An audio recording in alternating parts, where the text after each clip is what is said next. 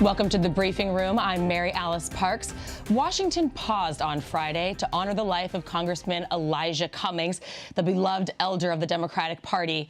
But the nation's capital is gearing up for more depositions in the impeachment inquiry this weekend. We'll get to all of that, but we want to start with those fast-moving and devastating wildfires in California and the possibility of a preventative widespread blackout this weekend to try to limit the damage.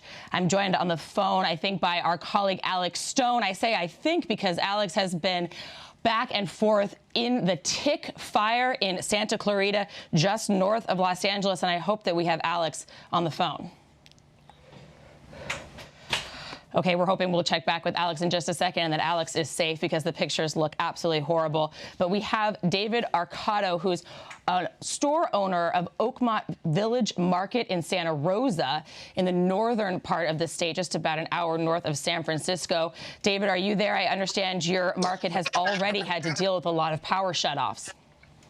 Yeah, hi. Yeah, this will be our third shutoff in the last 18 days. So we have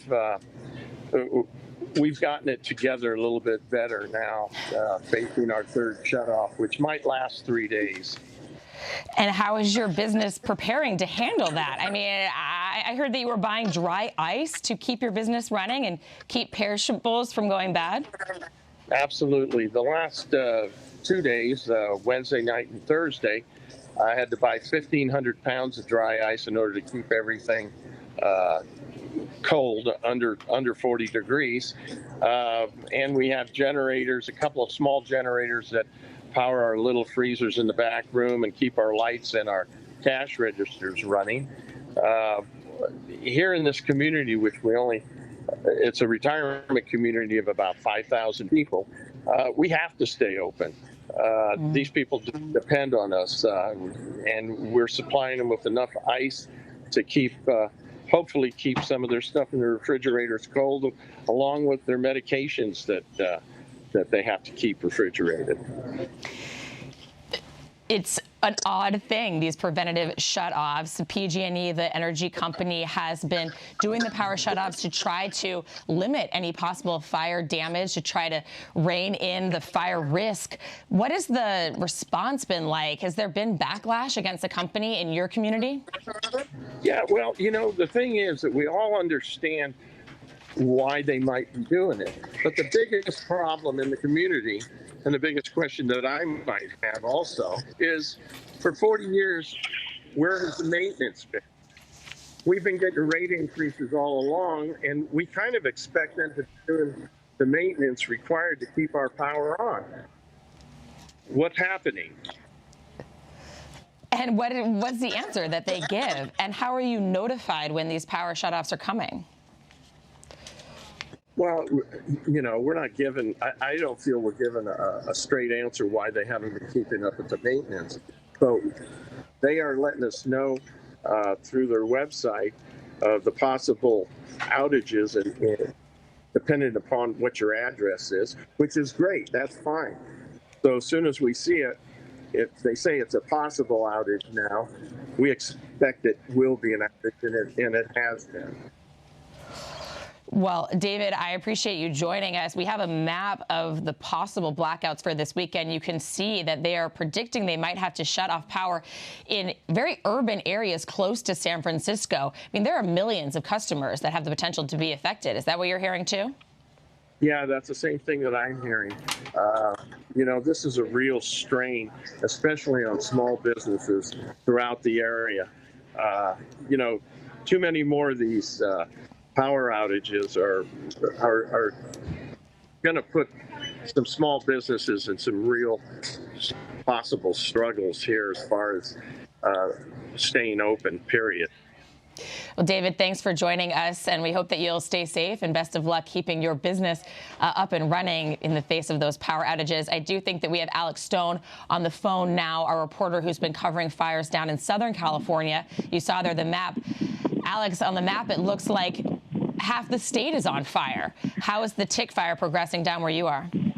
Well, firefighters, Mary Alice, they have been making quite a bit of progress today. It was quite a scene earlier today when this fire flared back up, because last night things had really calmed down, and it seemed like that on this fire here in Santa Clarita, that they had made a lot of progress. There was not a lot of active flame last night.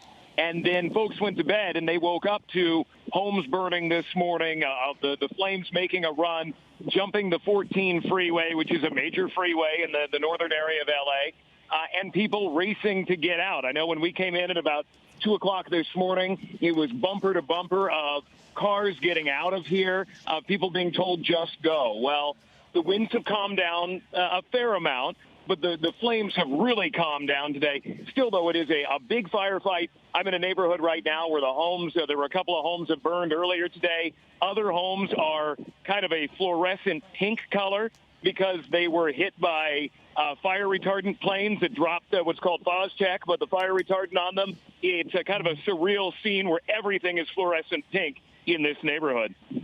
And how long is the extreme fire danger supposed to last? Well, that's the problem.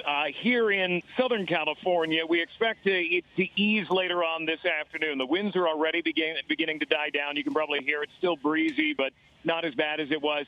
But then the Santa Anas are expected to come back again on Monday, and then here we go again. And then in Northern California, as you were just talking about, the concern is tomorrow night, Sunday, and Monday, where they could have extreme conditions that like we haven't even seen yet, where PG&E and others are saying it may be worse than anything we've seen.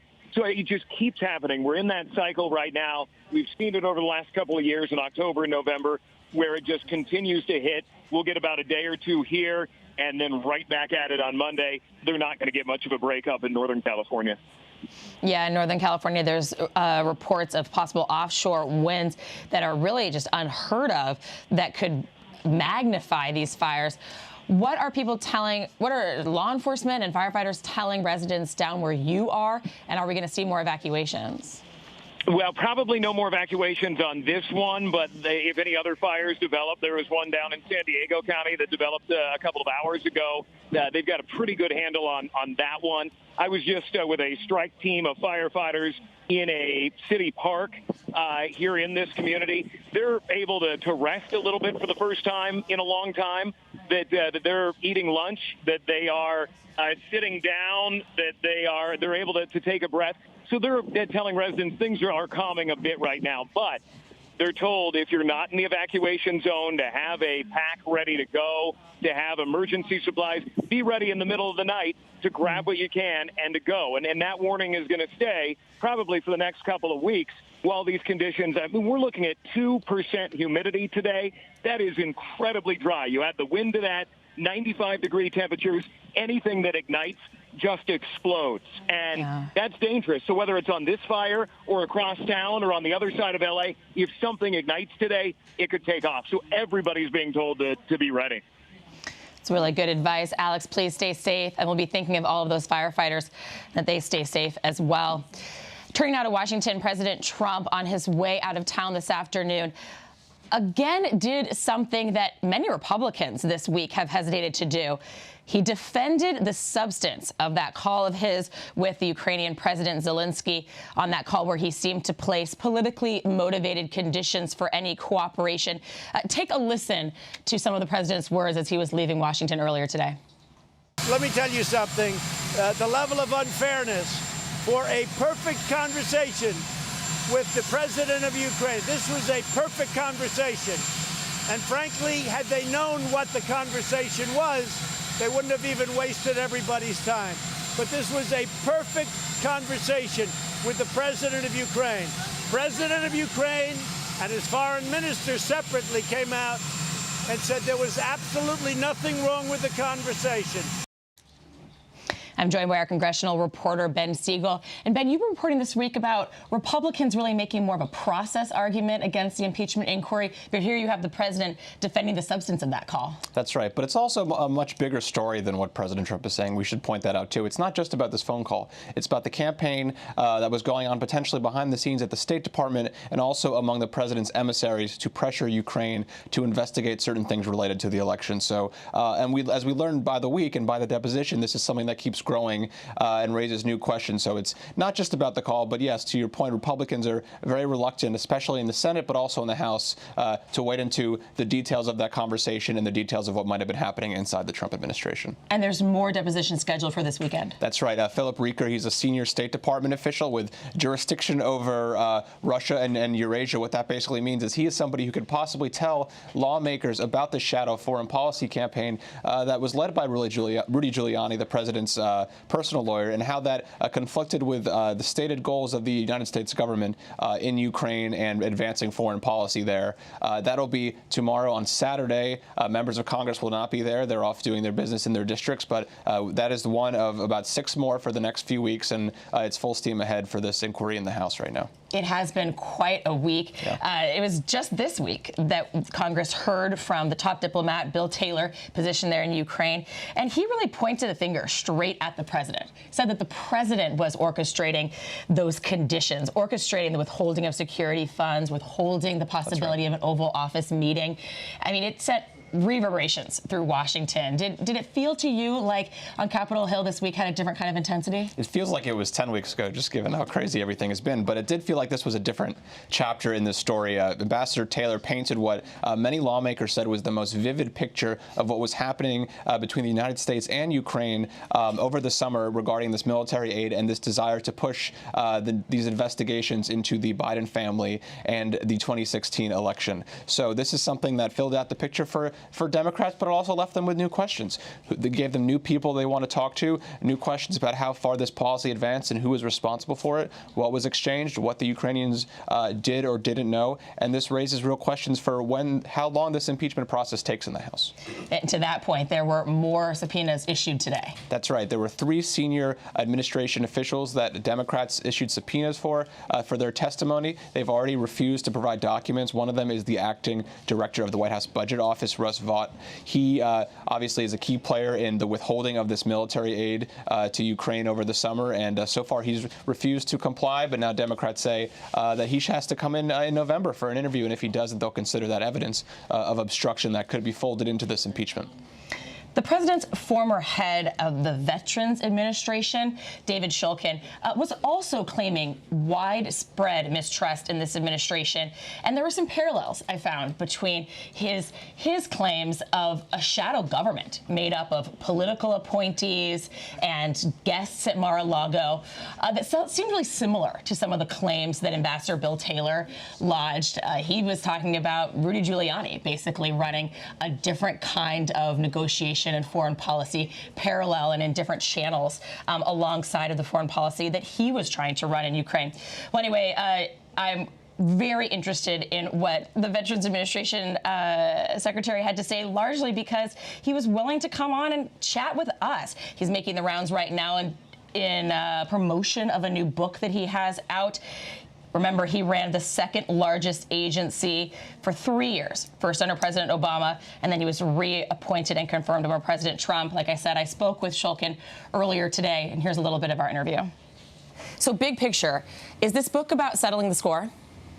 No, it really isn't. I wrote the book because I feel so strongly that our veterans deserve the very best care and services that this country can offer. And I had found a formula, I think, for working within government to make that better. And I wanted to share what was working and what wasn't.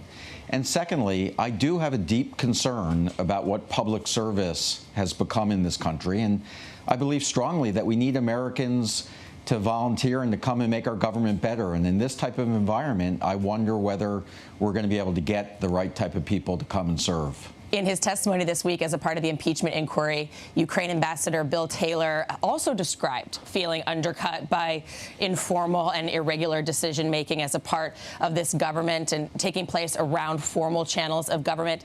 Did you identify with what he was talking about? Well, unfortunately, I think that this pattern of behavior, the experience that I had, which I think took away from the ability to focus, in this case on veterans, is not, unfortunately, a unique experience. I've seen the same thing happen to many other people who have come to serve, many dedicated career professionals who trying to do the job and there for the right reason because they believe in government and they believe in their country, being prevented from doing their job every day. So this is exactly the reason why I'm beginning to speak out on this, so we can have a reset of our environment and get the focus back to where it should be. You claim that some political appointees that were put in place there at the VA basically communicated with the president around you. At one point, you claim they tried to orchestrate your ouster. Is it not the president's prerogative to get to appoint some staff? Absolutely. I think when you serve in the president's cabinet, as I did, you serve at their pleasure. And the president should have the team around him or her that allows them to feel comfortable and to get the advice they want. There's no issue with that. But the issue that I've raised in the book and just laid out the facts for people to decide is this was being orchestrated by a small number of political appointees who weren't elected and weren't put in place to decide who should be secretary. And they were creating a situation by leaking information and creating false information that ultimately had an influence not only on me, but other members of government that are trying to do their jobs and serve the American people. I want to ask you, too, about a new report by the Veterans Administration's Inspector General that found that whistleblowers faced real issues at the agency. There's obviously been a lot of conversation in Washington over the last few weeks about the treatment of whistleblowers. While you were the head of the VA, did you feel like there was a culture of retaliation against whistleblowers? Well, I think that there's no doubt that this has been an environment that has been tough for many people who have tried to speak out. When I was secretary, we passed through Congress and the president signed the Accountability and Whistleblower Protection Act so that we were enacting new legislation to be able to make sure that people felt comfortable speaking out when they saw wrongdoing. And that certainly was not the intention or an environment that I supported where there was retaliation. You were the only member of the president's cabinet to be confirmed 100-0, a unanimous vote there in the Senate. You said at the time that maybe bipartisanship wasn't dead. Is that still your thinking? Is there room for bipartisan work here in Washington? Well, I have no doubt that this country needs to come together, and it can't have these partisan divides. And I was under the belief that if there's any area in government where there should be bipartisan support, it should be to help support our veterans. And that's the way that I approached it. Looking back, and with everything you've learned since, what is your opinion of President Trump as a leader? Well, I think that President Trump is struggling right now. I think that this is a country that is divided, and it's hard to be a leader of a divided country. And I would hope that he would see that this is the opportunity to really lead in a very different direction. And frankly, what I've recommended is that he and others in Washington, because this is a very divisive environment, take their lessons from veterans. And veterans are about serving and putting country first. And I think we all have a lot to learn from them. We're grateful to the former secretary for sitting down with us. I guess we were standing up. For standing up with us for that interview. And I think it was a good lesson to learn the lessons from our veterans. President Trump's Department of Justice Thursday also announced a new criminal probe into the origins of the investigations about Russia's election interference and whether there was any coordinated work between Russia and President Trump's 2016 campaign. On that story, I'm joined by my colleague, Jack Date, who covers the Justice Department.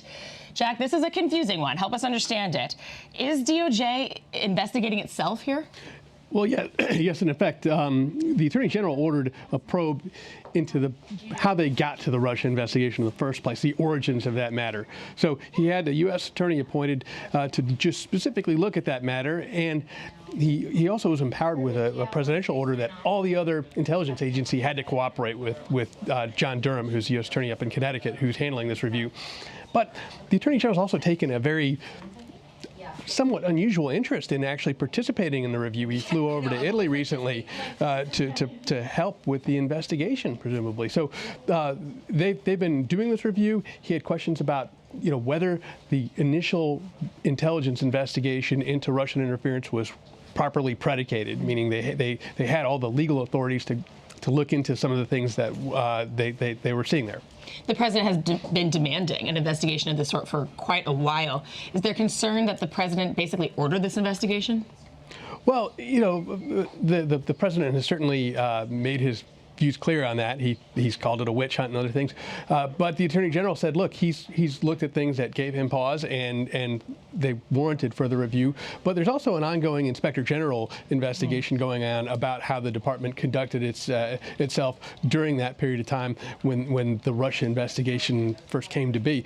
That review is pending. We just saw a letter yesterday that indicated it could be coming out relatively soon. They're just in the final stages of that, and it will be mostly unredacted. And you know, the whole point of that Inspector General review is to provide some sort of sense of was anything improper done, and we'll know soon enough. Wasn't this looked into before? I mean, members of Congress have investigated some of the origins. We've seen some outside investigators that work. I mean, what are they expecting they might find? Well, you know, that remains the unknown, and maybe that's sort of part of it, to keep it unknown, right? And what we've seen, in effect, by making this a criminal probe. So a review is something that's intended to bring transparency to the process. Let's find out what happened and let's show the people so we can have confidence in the process. The criminal probe is not intended, at least at this stage, to be transparent at all. It's supposed to be hidden from view. The department will be encumbered from commenting on it. They won't be able to say anything about it. It's an ongoing criminal investigation, they'll say, if you ask for comment. And so from here on out, any questions about what they're finding will be hidden, and it may sort of slow down our ability to learn what's actually happened here. And then they'll issue a final report, or there will be indictments? Or nothing. So they don't have to even do that at this point. So it could just remain unresolved indefinitely, and that's sort of cuts against the grain of what we thought this probe was supposed to be about bringing some confidence and transparency to the process. But the Inspector General hopefully will provide some of that. All right. Well, Jack, I know that you and your team will stay on it and give us updates. This new criminal probe is just getting underway. We'll be looking for any updates. One other point I think is worth noting is we don't know what they're looking at. So the sort of tools that they'll have now, subpoenas, a potential grand jury, things like that, we don't know what they're after. They may be looking for things to just tie up loose ends in their review with criminal tools that they didn't have access to before. So it could be something as simple as that, or they could have found something that it warrants potential prosecution. And so it could be anywhere in the middle, and we're just going to be in the dark about it. In the dark, but a wide scope. We expect them to explore all options. And I'm sure the president's biggest supporters are glad to know that this is finally taking place. There's been a big pull and push for this. Jack, thank you. I really appreciate it. As we mentioned before, there was an incredible service today in Baltimore to honor the life and legacy of Congressman Elijah Cummings. Two former presidents, Barack Obama and Bill Clinton, both spoke. They talked about Cummings' kindness, honor, and dedication to fighting for justice. Here's some highlights from that service earlier today.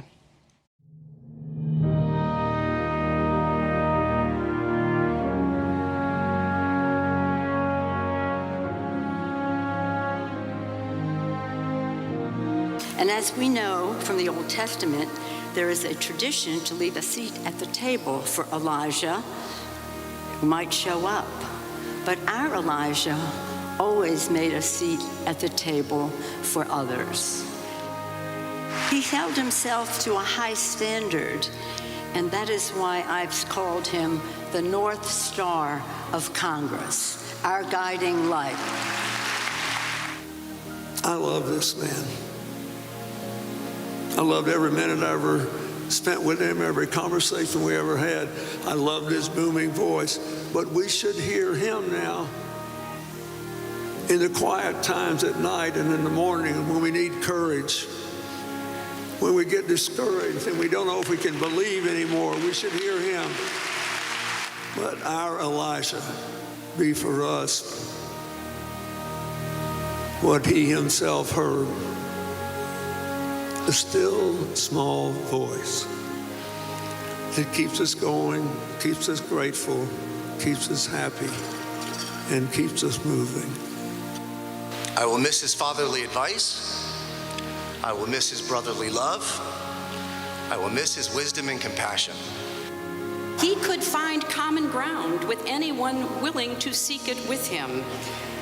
And he liked to remind all of us that you can't get so caught up in who you are fighting that you forget what you are fighting for.